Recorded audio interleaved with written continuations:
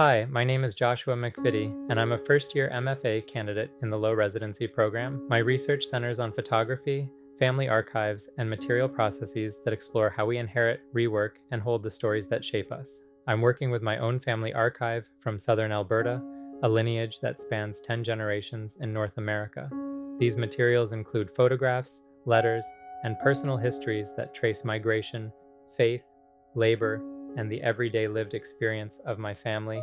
Over time, I'm interested in how these inherited narratives can be re-entered and reimagined through a queer lens, and how engaging materially with them can shift their meaning.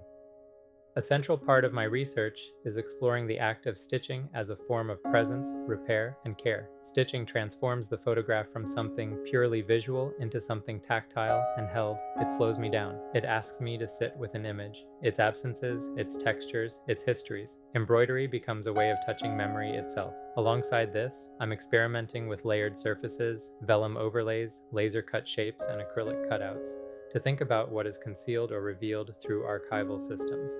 These pieces feel more structured or mediated, which adds an interesting contrast to the softness of the hand-stitched works. Together, these two modes create a conversation, one intimate and bodily, the other architectural and archival. I'm also working with text, handwritten letters from my grandmother, and fragments of family writing. These voices introduce intergenerational dialogue into the work and highlight the emotional register of the archive.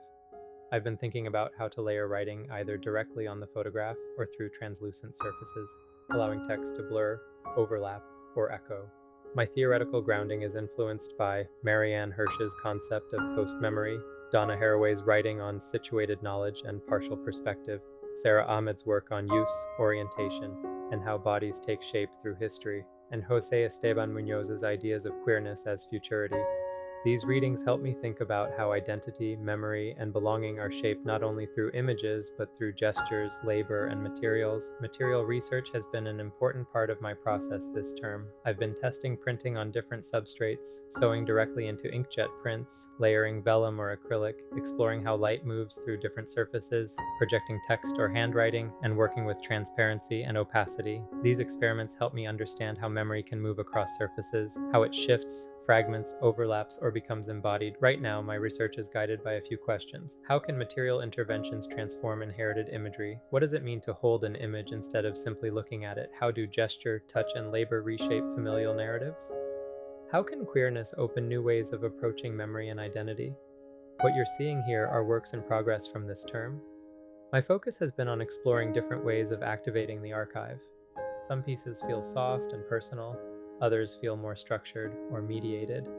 At this point, I'm letting the material guide me, noticing which gestures hold the most emotional and conceptual weight. Ultimately, my work is about bridging documentation and artifact, transforming inherited memory through embodied gestures, material processes, and a queer engagement with history. Thank you for listening.